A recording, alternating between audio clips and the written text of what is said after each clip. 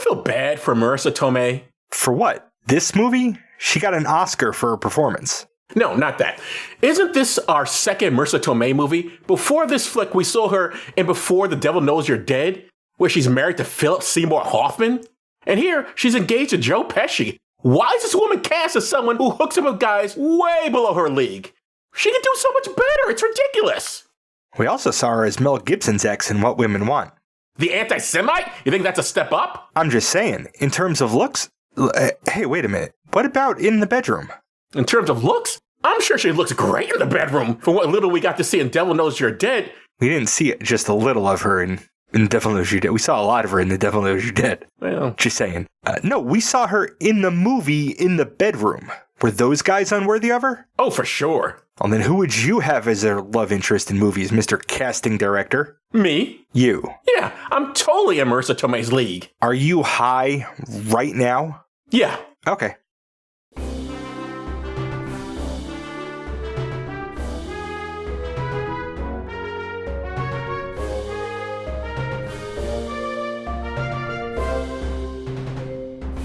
Welcome to Does This Still Work? The podcast looks at old movies and asks, does this still work? I'm Joe Dixon. And I'm George Romacka.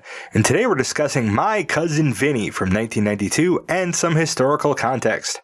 First, podcasty stuff. You can reach us at dtswpod@gmail.com, on Facebook, Letterboxd, and on our YouTube channel. And Joe is on Blue Sky at joedixon.bsky.social. Yes, please join me. I'm so lonely there. Yep. Of course, I'm lonely in real life as well, but that's another story. Yep. Please tell your friends about us and leave 5-star ratings everywhere, even the ones that are wrongly accused of murder. Oh. You can pick what we watch and get extra per episode content by funding us on Patreon for as little as $1 a month at patreon.com/dtswpod. Now, Joe, take us back to 1992. Okay, 1992. The year when Alabama sent a black person to the House of Representatives for the first time in, well, read this headline from the New York Times, George. The 1992 campaign, House race. After 115 years, a black will represent Alabama. The last black congressman from Alabama up to 1992 was Jeremiah Harrelson, who was elected during Reconstruction. Reconstruction was the post-Civil War America that tried to make amends for slavery. And how long did that last? A whole 12 years. And how long did slavery last in America? 89 years. So the crime went for almost a century, and America thought 12 years is more than enough to make up for that. Good stuff. And to be clear, I don't think Reconstruction was the United States trying to make amends for slavery. It really wasn't. Reconstruction was us trying to rebuild the infrastructure that we destroyed in the Civil War in the South, because the South makes a lot of money for the rest of the country. And we were trying to do that by basically slobbing the knobs of racist, former slave owners. Well, also, we weren't slobbing the knobs of racist slave owners then. It was after that when they decided, no, you know what? Yeah. 12 years, this is enough. Let's not slobbing them knobs now. And let's get segregation and everything. So, yep. All these poor people were pushed out of office and Reconstruction died. Anyway, Earl Hilliard Sr. would be the winner of that 1992 campaign. Now, Alabama probably would have gone for another 115 years without a black representative if it wasn't for the Voting Rights Act. Gee, I wonder if that's why Republicans hate the Voting Rights Act. No, I'm sure it's just a coincidence. Yeah, it's just a coincidence. Oh, okay, good. I'm glad you're confirming that for me. Meanwhile, in 1992, the first black mayor of Birmingham, Alabama, Richard Arrington, was headed to the pokey for federal contempt charges. This comes to us from the Birmingham Post-Herald. Headline, George. Throng accompanies mayor to courthouse. Yes, about 150 people marched with Mayor Arrington as he headed to the U.S. Federal Marshal's office to surrender himself to federal officials. A judge had ruled that the mayor had to go to jail for contempt because he refused to hand over personal records to a grand jury for a criminal probe. Arrington's excuse for not complying with the court's order was that he was unfairly targeted and access to his papers will make the prosecutors concoct a case against him, which sounds very Trumpian to me. So I guess this guy was ahead of his time. He got to be on a work release program, allowing him to still function as the city's mayor, which seems to defeat the purpose of a contempt charge. I thought you got slapped with one of those in order to make you do as the court demands. But there is no reason for that to be the case here, since the dude would just go on working his job with no interruption. In fact, he remained mayor till he retired in 1999, 7 years later. Okay, George, tell us about My Cousin Vinny. Okay. This was directed by Jonathan Lynn. For the show, we've seen his work in Clue, and I've seen his work in The Whole Nine Yards. And it was written by Dale Launer, and I know his work from Ruthless People. Woo, woo, woo, Ruthless People. That was the song. Oh, okay. I thought you were just making some shit up. Nope. That movie, I went on a date. The girl I wanted, her name was Mabel, but she was Asian, and I just never met anyone Asian named Mabel. It was confusing to me, but she was a nice girl. Okay. Today I learned that Joe doesn't only date black women.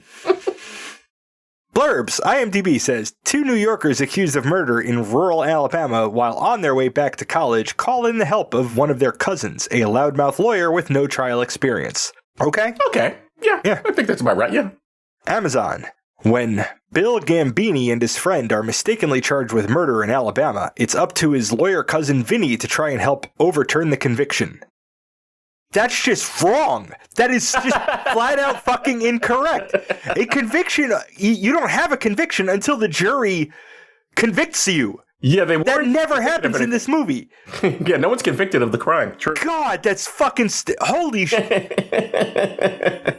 But when Vinny arrives with his New York girlfriend, it becomes clear that this is his first case. Amazon, go home. You're drunk. So, the film opens to the tune of Way Down South as performed by the Fabulous Thunderbirds as we watch our 2 protagonists, or major characters that the film isn't really about, driving through rural Alabama. By the way, have you ever been to Alabama? I've been through Alabama. Okay. Driving to Florida? Actually, I might not have been. Oh, never mind. I've never been to Alabama. I'm just curious, because I know there are a lot of military bases stationed there, so I thought maybe there's a possibility you had some thing there. Yeah, no, I was never there. If I did, it was only in transit. Bill Gambini and Stan Rothenstein are 2 best friends who are on their way from New York to college in California, taking a longer southern route for the scenery. Bill Gambini is played by Ralph Macchio. We've both seen him in The Karate Kid and its sequels, and I've seen him in The Outsiders and Cobra Kai. I've only read The Outsiders. I've never seen the movie. Stan Rothenstein is played by Mitchell Whitfield. I don't know if you saw this, but I read they initially wanted to have Will Smith as one of the guys, and I forget who the other actor, but it was going to be a Jewish actor, and they just thought it was going to be too weird to have a Jew and a black stopped by the police in Alabama, although that would be historically accurate. Yeah. Well, that's not really the movie we want to make, so let's not go that direction. Racism comes up a couple of times in this movie, in sort of weird ways. Very vaguely, yeah. Vaguely, but also weird given the way... We'll get into it, but the town doesn't... Yeah. While Ralph Macchio may have looked like a child until his 40s, Mitchell Whitfield does not pass for college age. But we'll allow it this time. They stop at a Sack of Suds gas station to resupply. They are pinching pennies at this point, looking for off-brand grub, while debating the flatulatory effects of baked beans. Their arms full, Bill grabs a can of tuna and puts it in his pocket. They pay the clerk and leave without incident. As they drive away, Bill realizes that he forgot to pay for the tuna. They don't worry about it until a bastard shows up in their rear view and pulls them over. The boys are thinking they are in trouble for either a traffic infraction or their accidental shoplifting. All right, here he comes.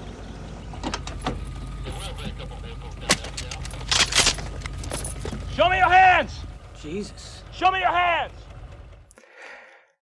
Their thinking is mistaken.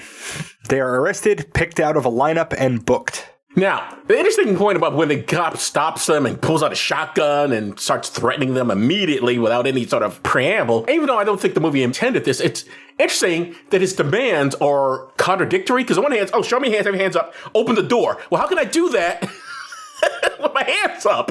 And cops do this in real life all the time. They make contradictory demands of people. Yeah, it's fucking terrible, isn't it? And then they say, oh, it's their fault. They didn't follow the commands. Your commands contradicted. Yep. When they want to shoot a person, oh, your commands contradicted.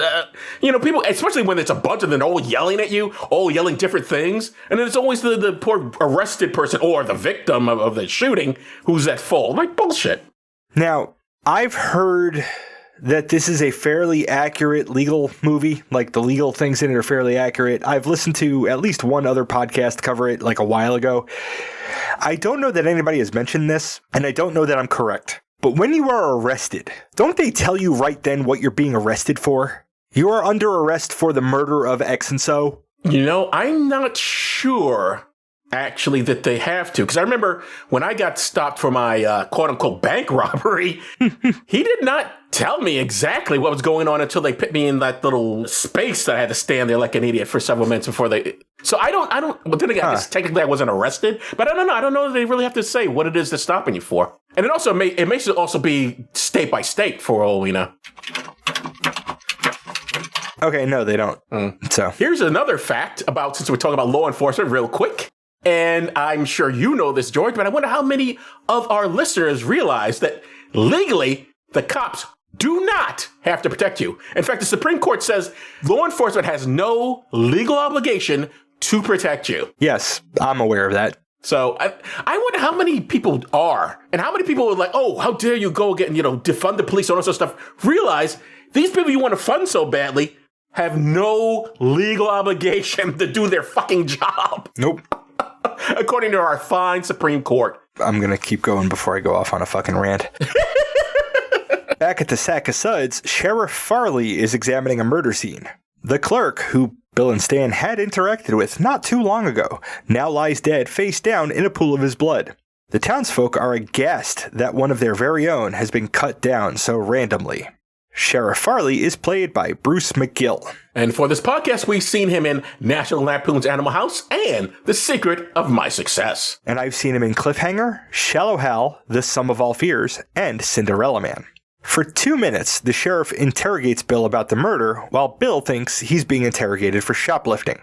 The comedy beat here is that everything Bill says sounds like a murder confession, and it's pretty well done, though if it's not your first time seeing the movie, it might feel like it's as scripted as it really was. In another room, Stan is interrogated in a similar way for being an accessory to murder, thinking he's an accessory to shoplifting. When it finally dawns on Bill that he's being charged with murder, he reacts with verbal question marks that later will not come through in a transcript of the conversation and will be read as a tacit admission of guilt. At what point did you shoot the clerk? I shot the clerk. Yes, when did you shoot him? I shot the clerk. Like, this whole movie could have been avoided if the person who generated the subtitles was the one to write that transcript. It's so silly, this whole, the misunderstanding thing, which, all right, fine, it's whatever. They got to do that for the film to go forward. But it's like, okay, this guy pulled out a shotgun, and they're being very aggressive. You're thinking, what? You think someone would ask, what exactly do you guys think we did? You think one of them would occur to these two guys who are smart enough to be going to college? They go this seems really over the top about tuna and shoplifting. What exactly do you think we did? Someone should have asked, but no. The boys are brought back together, and Bill tells Stan what they're really in for. Before they can freak out too much, they're granted their one phone call. They call Bill's mother, and before long, she is sicking the family lawyer on their case.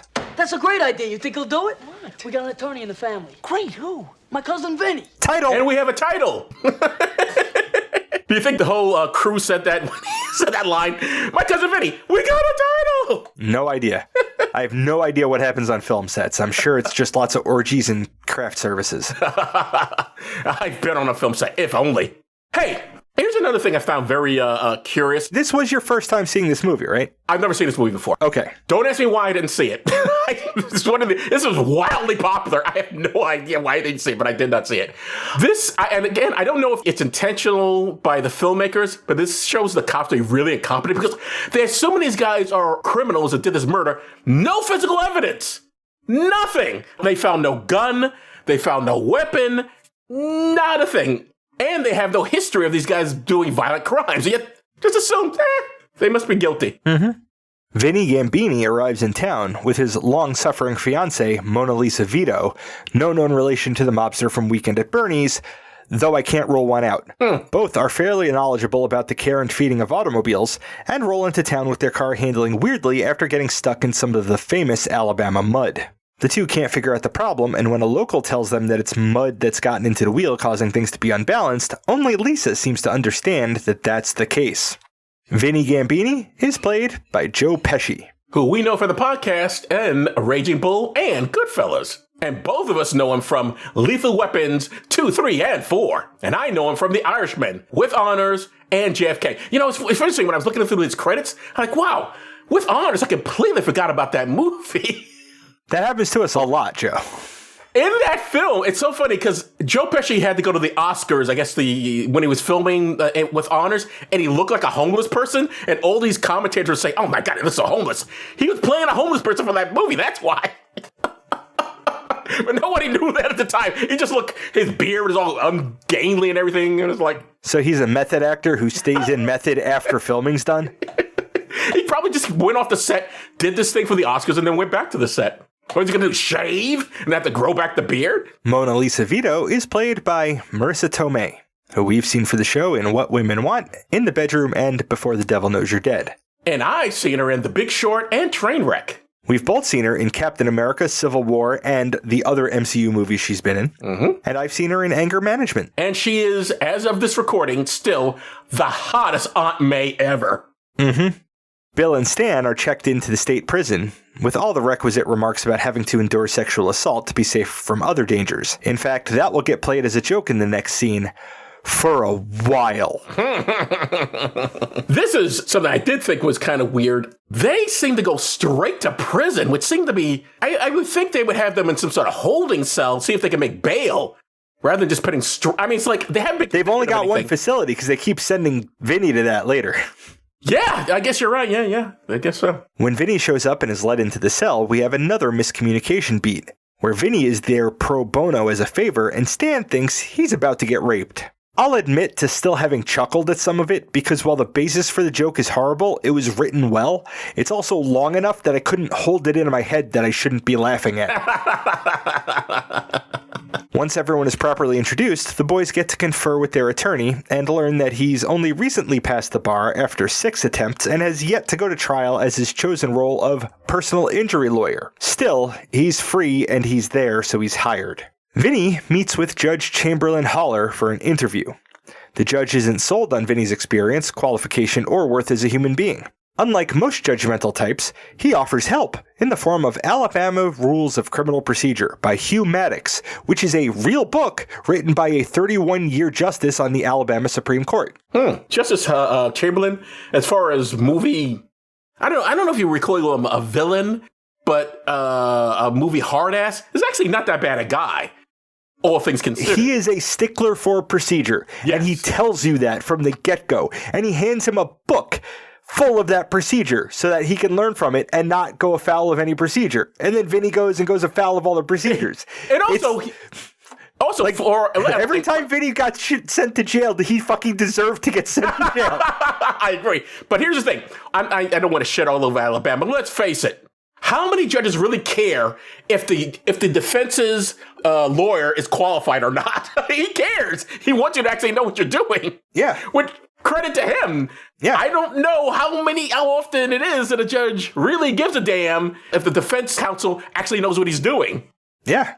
And Judge Chamberlain Haller is played by Fred Gwynne, who we saw on this podcast in The Secret of My Success. And I know from The Kind Club and On the Waterfront. And both of us know from The Monsters.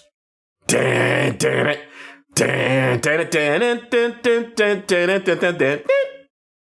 that was Herman fucking Munster. That was Herman fucking Munster. He's actually a very good actor. Yeah. Well, was. He's dead now. Yeah. That night, Vinny tries to read through that book. Lisa is full of encouragement, looking forward to him winning his first case because he's promised to marry her when he does. She even wants to help. He shrugs, not knowing how she can. What character in a movie we recently saw that Marissa Tomei's character here reminds you of? Because she reminded me of this character a lot. Think a Robin Williams movie. And she even... And both. Okay, just say it, because I... Okay. Yeah. The Fisher King. I thought you were going for that movie. No, the fucking other... The girl... The Italian girlfriend. The one that was really just supportive to fucking... what's his face's character? The whole... Jeff Bridges. Yeah. She was just supportive and wanted and he was just a piece of shit. Yeah, that's who her character reminds me of. Really supportive, validating partner. I thought that the whole time. Like, Lisa is a fucking delightful partner. Vinny is so fucking lucky to be with her. Like, she's not a manic pixie dream anything. No, she not has at all. her own wants, desires, abilities, the expertise. She is a fully fleshed out character, and she's a great person. And she's played by the lovely Marissa Tomei. Like, you could fall in love with that character just watching this movie. And Vinny is much nicer to her than the Jeff Bridges was in The Fisher King. Even though Vinny does He just have some too much. problems. Yes, Yeah. he's not perfect in any way, but he's still much nicer. Yeah. Also, as we know, Marissa Tomei won an Oscar for this, and the woman who played that character in The Fisher King also won an Oscar. So it's like, it's just interesting. I don't know, just trivia there. Yeah. In the morning at 05:30, they are awoken by a steam whistle from the local paper mill, calling all of the workers to rise from their slumber and get to work. Because holy shit, capitalism. Like, imagine if your entire town works for basically one employer that has the legal right to wake everyone for miles. They learn this at a diner where they also learn about grits, their existence as a foodstuff, and the fact that it takes 20 minutes of boiling to get them edible. I found that really stupid. Well, maybe because my family does come from the South, but I know what grits are. They're like, grits? What's that? Oh, we don't know. Their families did not come from the South. Still, I mean, grits are here in New York City. They're literally sold in our supermarkets. They would have seen grits, and it's impossible for me to believe they wouldn't have met someone who ate grits. There are thousands of products in a supermarket that are in these supermarkets that I shop at that I don't know exist because I'm not looking for them. Right, but you're in Jersey, but still, that's a pretty What the fuck does that mean? town. The No, point what I'm is saying- that when you go shopping, you don't notice the shit that you're not looking for. No, I get that. I'm not contradicting. What I'm simply saying is, you live in Jersey City, I live in New York City. These characters live somewhere in New York City. They would know somebody who's eating grits. They get to the courtroom, and Vinny meets the prosecuting attorney, Jim Trotter III. They shake hands, and Trotter will turn out to be a mostly congenial guy for a prosecutor. Yeah, true. Jim Trotter III is played by Lane Smith, who we saw for the show in Network, and I've seen in The Mighty Ducks. I feel like I've seen Lane Smith other stuff, but going to IMDb, I haven't. Nope, he's a lookalike for somebody. He must be. Yeah, I guess so. Yeah. Trying to fake legitimacy, Vinny awkwardly copies every move Trotter makes, from sitting down to unpacking his briefcase to putting his briefcase under the table. That was a fun sentence to write.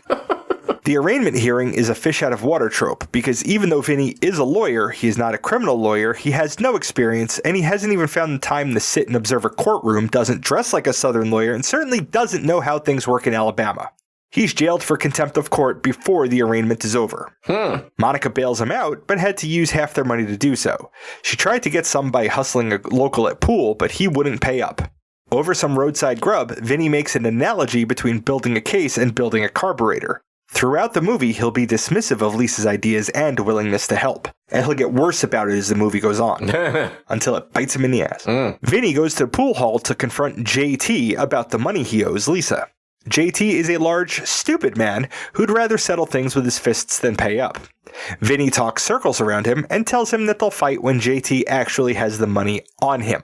JT is played by Chris Ellis, whom I've seen in The Dark Knight Rises, Wag the Dog, Bean, and Chiefs, a TV movie about police chiefs who are involved, or in the South, and they're there and one chief after another is out to solve they don't realize there's a serial killer. One of the chiefs even gets murdered by the guy. And then the final chief finally figures out that this is the serial killer, but this chief is the first black sheriff of that town, and so the serial killer is white. Sheriff? Yeah, yes, and the serial killer is white, so he's saying, "Oh, he's beating up on me because I'm a white man, and he's a racist." It's like it's actually a pretty good TV movie for TV movies. Okay. We've both seen him in Addams Family Values and Apollo 13, and I've seen him in Crimson Tide, Con Air, Armageddon, and Transformers. Transformers, more It than meets the eye. In the prison basketball yard, Stan suggests firing Vinny over how he bungled the arraignment. Bill is adamant that they stick with Vinny because... All right, Stan, listen to me. You have to see the Gambinis in action. I mean, these people, they love to argue. I mean, they live to argue. My parents argue too. That doesn't make them good lawyers. Stan, I've seen your parents argue. Trust me, they're amateurs. Vinny and Lisa's motel room sink is dripping, and it starts out as a complaint from Vinny and rapidly evolves into sexy, flirty banter. And as Joe mentioned, this is one of those times that Marissa Tomei acts her heart out and sells it because that's how to be face-to-face with Joe Pesci and still look turned on. Accurate. I used a Craftsman Model 1019, Laboratory Edition, Signature Series torque wrench. The kind used by Caltech high-energy physicists and NASA engineers. God, that's sexy. She's great. She really is. She totally deserved that Oscar. I don't care who her competition was. The judge hears the prosecution's case and testimony from a number of witnesses, and then sends the case to trial. He also holds Vinny in contempt again for continuing to wear his leather jacket. After getting bailed out again, Vinny and Lisa relocate to a different hotel because Vinny isn't getting enough sleep and it's affecting his ability to feign competence. He expresses concern that he's screwing this up, and Lisa is comforting and reassuring. Again, fucking amazing partner. In the middle of the night, he's awoken by squeals from pigs in the neighboring pig farm. So much for uninterrupted sleep. And we mean real pigs. We're not talking about Deliverance. Right. Whew. My brain was going to cops and yours was going somewhere else. Stan meets with the public defender, John Gibbons, who seems competent and affable enough. Bill meets with Vinny. Vinny shows him a card trick in lieu of an argument, and Bill buys it. John Gibbons is played by Austin Pendleton, who I've seen in Amistad and 2 Days in the Valley, another film I forgot existed. And I've seen in Short Circuit and heard him in Finding Nemo. Short Circuit, the film with brown face, which we're going to see at some point. Rather soon. It's coming up. It's on the short list. Bill tries to sell the idea to Stan, but doesn't do the magic trick, so that doesn't work. So Stan will have the public defender and Bill will have Vinny. JT shows up to challenge Vinny to a fight. Vinny calls him out on not actually having $200, but rather a wad of ones wrapped in a 20. What is GT's problem? Wouldn't it be just easier for him to just play scarce until these people are out of town? They don't live there. He doesn't have to keep running into them. He's seeking them out, for God's sake. I did describe him as large and stupid. The next morning, Vinny is awoken by a loud freight train that comes at irregular intervals. Then Vinny meets with Trotter and they share friendly anecdotes. Trotter even lets on that he really wants to find the murder weapon, and then he invites Vinny to go hunting. Vinny wants to use that as an opportunity to access Trotter's files. Lisa is more concerned about the ethics of shooting animals for funsies. When I was a paralegal, and I was taking paralegal classes, a prosecutor came into one of our classes to talk to us about, maybe we'd be a paralegal for prosecution, maybe we'd for defense. And someone, maybe me, said some maybe disparaging things about prosecutors and working with defense. And he said, listen, these are all our colleagues. We all work together. So this scene here, him inviting him to hunting, would actually not be unusual. Even though they're adversaries in court, they don't see themselves as adversaries in real life. Or at least they don't see themselves as, I'm here to fuck you over. We want to get this case solved, both of us. Yeah. You're doing your thing and I'm doing mine. I'm trying to get a conviction. You're trying to get this person off. Okay. Yeah, that sounds nice. On the way to the hunting grounds, Vinny asks for Trotter's files, and Trotter calls his secretary and has her make copies for him. Because it's that fucking easy.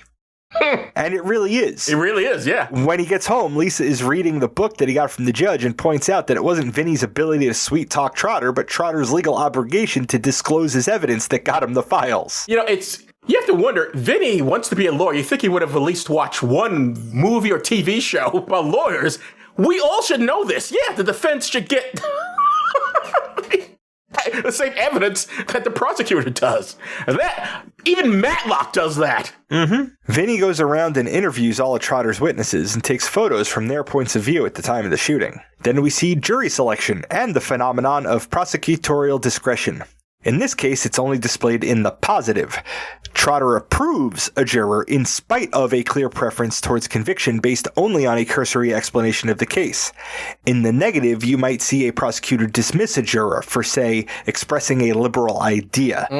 When I say positive and negative, I don't mean like good and bad. I mean positive towards approving a juror and negative as in dismissing a juror. Yeah. Like the prosecutor can throw black people off of a jury if a black person is going to be on trial because he thinks that black people will be too sympathetic to other black people, and he is fucking legally allowed to do that. Yes, he's at least allowed like 4 or 5 of those without explanation, just cut people. Like if you get picked for jury for a death penalty case and you go like, well, I don't believe in the death penalty, they'll throw you right off the jury. Yep. Which, honestly, that's what they should do. Because if it's a death penalty case, you having an ideological opposition to the death penalty means that it doesn't matter what the evidence is to you. You're going to say not guilty because you don't want them executed, period. I think that's unfair. I think because I can still think someone's guilty and still be, but I'm not going to vote for execution. Right. But your job isn't to send them to the death penalty, the chamber. That might happen, but your job is to ascertain guilt or not guilt. All right. You're not going to do your job because you don't want the consequence of that job. I don't know that that's true, but okay. I get it. I get why that very specific example would be a reason to dismiss somebody in a capital case. No, I understand. Because they're not, yeah. I just disagree. I don't, I'm a guy I'm a guy who would say, kick me off of this fucking jury because I don't believe in the death penalty. Okay. I wouldn't be upset if they kicked me off for saying that because I get it. You would investigate the case yourself and then prove the person's innocent? I do like a whole podcast about it. You would be like Henry Fonda and 12 Angry Men? No, I was thinking Serial. Oh. But I never actually listened to it or know what it's about. I just know it's something about crime. Anyway, Vinny goes to see the judge, who's done some homework and found no record of him practicing law anywhere. Vinny spins a yarn, giving him another name to chase down. Vinny and Lisa are now staying at Trotter's cabin in the woods, which would presumably be nice and quiet. We get another scene of tension with Lisa wanting to help and Vinny being dismissive. What's more, Lisa is anxious about getting older with a line that was in every commercial and preview of this film. My biological clock is ticking like this, and the way this case is going, I ain't never getting married. Now, all the previews stopped at my biological clock is ticking like this, but I remember that. I remember seeing that in the previews for this movie. And just personal anecdote, for our choir's Halloween party, one of our members came dressed like Marissa Tomei from that scene, and when I met her boyfriend later, he was dressed as Joe Pesci from that scene. Like, she had the catsuit she was wearing, he had the, like, pants and the shirt and the necklace, like, they were great. It was a great, like, moment. That's a deep cut. Did anybody know who they were? No, I asked. I'm like, okay, this is a costume. You're not just dressed as beautiful woman, are you? And she's like, no, Marissa Tomei. Oh, My Cousin Vinny. Yes, okay, I knew that looked like something. She was delighted when I said that I'd put this on our list because I had to bump something else out. I told her because I was thinking about her when I moved this up. Because now I can't think about this movie without thinking about my choir buddy. Okay. Oh, that's how things get on the list. No, got on the list because we had the one we're going to do with Todd coming up, and he's hard to get a hold of, and I don't have the fucking bandwidth for dealing with that right now. So I bumped it. The noise that wakes Vinny that night is a young owl screeching from a tree that is unbothered by the handgun Vinny fires to try scaring it off. Then he and Lisa end up sleeping in the car after a delay caused by a thunderstorm. I'm curious about the whole, it doesn't really matter. It plays no part in the script. Not the script, in the plot of the movie. But that's the DEA's hunting lodge. So presumably his rifles and stuff are there. Why would he have a handgun? Good question, Joe. He's from Brooklyn. When they wake, their car is once again stuck in the mud. Calamities ensue, resulting in a mud-covered Vinny with no clean suit, only having 30 minutes to get to trial. On the way back to the last hotel to shower, Vinny is confronted by a $200 having JT.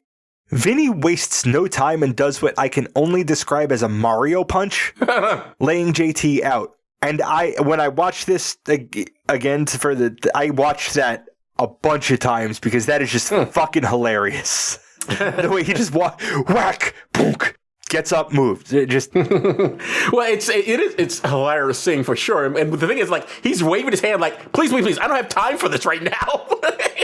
And he's giving the money in front of him, and he just clocks him and just keeps going, takes the money and keeps going, which any normal person would do. Yeah. Vinny takes the money and closes out that storyline. Indeed. With Lisa's help, he arrives late in a ridiculous old-timey suit got from a second-hand store because it was the only place open. Now the trial starts. Trotter gives out his opening remarks, including this. Truth. That's what verdict means. It's a word comes down from Old England. and all our little old ancestors. Now, this movie mentions racism in the South. When they were going to do their phone call, Stan was like, these people are all racist. They're all fucking inbred KKK Klansmen. Like, you know, funny, Southern racist, huh? Except that there were a bunch of black people in that office, too. Like, this movie mentions racism in the South. This town has a decent proportion of black people who look economically on par with the white people. This moment, though, is a special little dig into Southern culture because as he says that, the camera goes to a black juror lady who's looking askance at his choice of words. I did find that rather curious. Our ancestors. Oh, really? Our ancestors? Yeah, and the movie knew that, too. And the movie showed that lady's face like, really? Yeah. Vinny's opening remarks are stricken from the record as being too much of an argument except the words, thank you. I mean, in the defense of the judge, he gets upset. What that guy just said is bullshit. No, I it's didn't. Not an argument. I didn't give a moral, assessment of that. I just said what happened. I'm a judge. I'm not saying you did anything. I'm just simply saying that I completely understand why the judge would do that. Yeah. You can't go up in court and go like, hey, but he just said it's bullshit. That's not a legal argument. Argument from no. Argument from nuh-uh. Fuck you. How about that? That's my argument. Fuck you. And the public defender gets up there and turns out to be a stuttering, sputtering mess when under pressure. Not sure how I feel about that being used as a comedy beat, but let's move on for now. After Trotter examines his first witness, it's Vinny's turn. This is the scene where he calls Bill and Stan a couple of utes, which is something I reference constantly, and I'm now glad that Joe will understand it. Well, the Utes thing, I've seen in clips endlessly, so that one I actually knew was from the movie. I just never seen the whole movie. But I know the whole Utes. What's a Ute? Yep. I'm sorry, Your Honor, Utes. Vinny is able to sow doubt about the witness' testimony because the witness couldn't have cooked grits in 5 minutes. It takes at least 20. Unless it's instant. Yep. No real Southerner. No self-respecting Southerner, yeah. He ends up sent to jail for contempt of court again, but asks Lisa not to bail him out. He actually gets a good night's sleep because the prison sounds what movies think Brooklyn sounds like. That's true. The next day, Vinny discredits another witness's testimony, using photos taken in the guy's home showing that there's no way he could make a positive ID from that far away through a dirty window screen, trees, and bushes. Vinny discredits the last witness, very kindly, by showing the court that her glasses don't let her see well enough far enough to make the positive ID claim she made. That night, Trotter calls Vinny to say he's doing good, but that he has a surprise in store for tomorrow that there's no time for Vinny to prepare for. Which would not be, if the judge, here's a failure on the script in that part, because if the judge is a stickler for procedure, he'd go like, well, if he doesn't have time to see it, we're not introducing it. You got to give him time to see it. Yeah. The surprise is an expert witness, a special automotive instructor of forensic studies for the FBI. Vinny objects, and the judge overrules. The witness uses a lot of words to say that the tires on the defendant's car match the tires that left skid marks on the way out of the sack of suds. The judge gets handed a fax and then calls a 60-minute recess for lunch. Judge pulls Vinny aside to tell him that he checked up on him again and found nothing. Vinny again gives a slightly different spelling and claims the judge is mistaken. During lunch at a diner, Lisa brings Vinny some photos she's had developed. Vinny leans hard into his frustration and insecurity and makes fun of those photos and Lisa's desire to help him. She leaves in a huff, and he realizes that he's an asshole. Like, immediately. Back in court, Vinny is puzzling over the photos and then gets the expert to admit that the most popular brand, model, and size of tire in the US is the one on the defendant's car. Then he looks at the photos again and gets an idea. He asks for quick resets, scribbles something, hands it to the sheriff, and then asks him to look it up. And in the hallway, he finds Lisa on the phone. He hangs her up and then physically drags her back into the courtroom. Okay, quick question. Okay. Why is she in the hallway in the courtroom making a phone call? She can make a phone call anywhere. I know exactly why what she was doing. Because she says it later. But my problem is the way that he treats her here. Oh, yeah, he just pulls her in. Yeah. Like, she didn't want to go with you. Like, when she was in the courtroom, then it's fair game because, like, instruct the bailiff to keep her there. Okay, that's all right. But he didn't have a right to grab her arm and drag her in there. That was abusive. But he puts Lisa on the witness stand and establishes her credibility as an expert in general automotive knowledge. Trotter tries to discredit her, but he was asking a trick question and she calls him out on it. Vinny hands her the photos of those skid marks and asks questions to lead her to say that there is another model of car easily mistaken for the defendant's. The defendant's car couldn't have made those skid marks because it has a solid rear axle. Then Vinny puts the expert back on the stand and the expert agrees with Lisa. Then the sheriff comes back, gets on the stand, and says he had a hunch to look up a same colored but different model car and found one recently stolen. The men who stole it had been arrested and a gun matching the murder weapon was found in their possession. Why didn't you do that earlier, you asshole? Because they didn't know to look for that other model of car. But why didn't they not think to should we just check? We just automatically arrested these guys. Just check what? This car was stolen. Could the stolen car that seemed to be similar to this car be involved in this? Nobody, crime? They didn't have the knowledge to put two and two together that those two cars looked the same. That's what Lisa and Vinny provided. Right. Was that connection. In light of all this, Trotter drops the charges and congratulates Vinny. Again, the prosecutor, not a complete dick. Neither was the judge. Oh no, the truth isn't what we thought it was? Okay. Yeah, we'll drop it, sure. Vinny tries to leave before the judge can find him about that whole identity thing, but he keeps getting stopped by well-wishers and thankers. When the judge does find him, he's congratulatory about the case and about his long history of expert trial handling. Why does the judge think that? Because when Lisa was on the phone in the hallway, she was calling an old judge friend of Vinny's and had them fax a bunch of lies to cover Vinny's tracks. But again, she didn't have to do that phone call in the courtroom. That's where she was, and that's where a phone was. I know it's Alabama, but I'm sure they had more than one phone. But that's where she was at the court. She went there with Vinny, even if she wasn't going into the courtroom, stayed outside to make the phone call. I don't remember her going with Vinny. I thought she left. Didn't she get upset with She almost necessarily has to have because they're there at the courthouse together. Okay, anyway. As Vinny and Lisa drive off, he bemoans that he won't be able to be a star lawyer without relying on others. Lisa says that if that's his biggest problem, then he has no problems, or something like that. The end. All trial lawyers rely on other people. No, any lawyer relies on other people. Obviously, you can't do the whole case yourself. Almost all people rely on other people. On other people, true. Anyway, George, does this still work? Yeah, I think it does. It was certainly entertaining, even though I've seen it a bunch of times, and Jesus Christ, I could watch I want to cut everything out except Marissa Tomei's scenes in this movie, and it'll be great.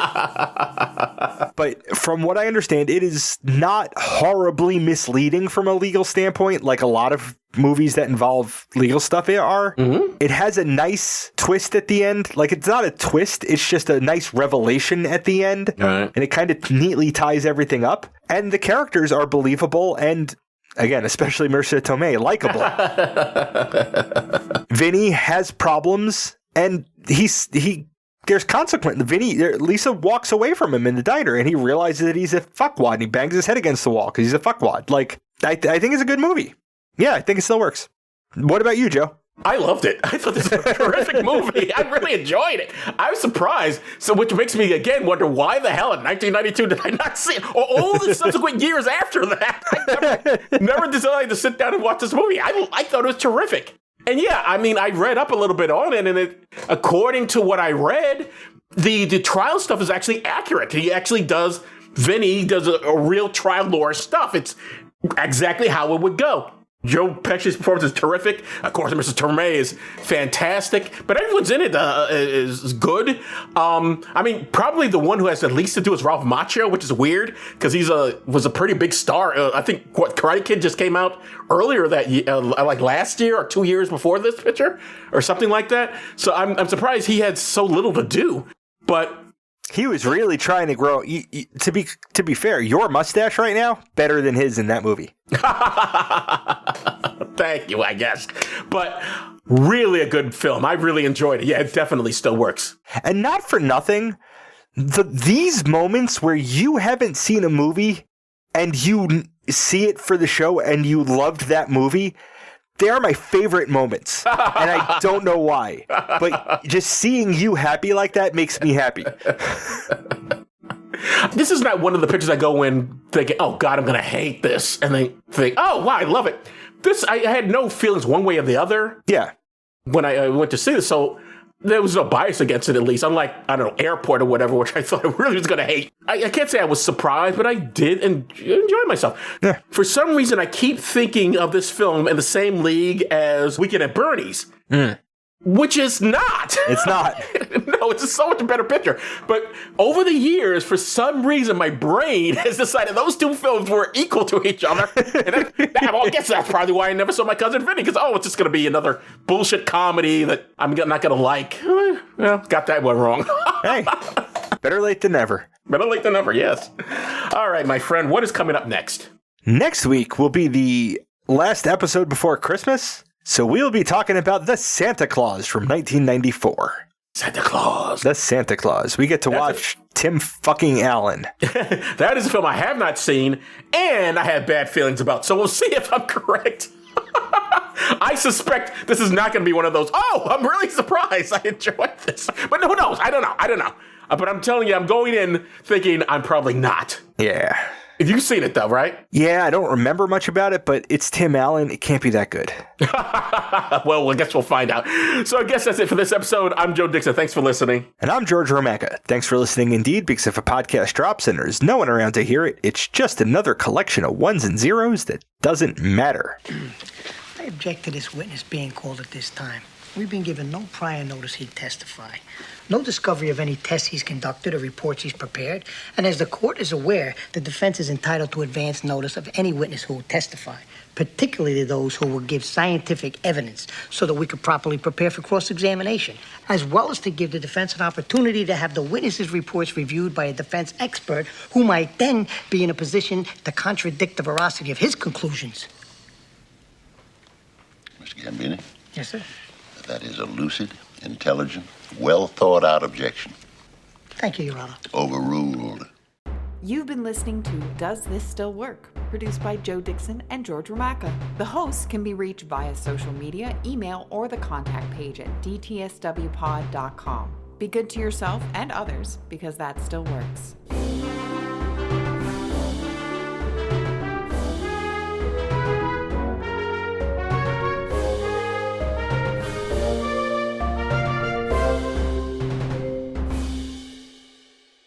And we've both go ahead. Right. Okay. We've both seen her. What is the toughest conversation that you've had to have? All right, George. Yes. If you got dementia and did remember a movie, what film will you want to watch over and over again? Is soup something you eat or something you drink? What friendship did you have to end but felt bad about, and what broke you up?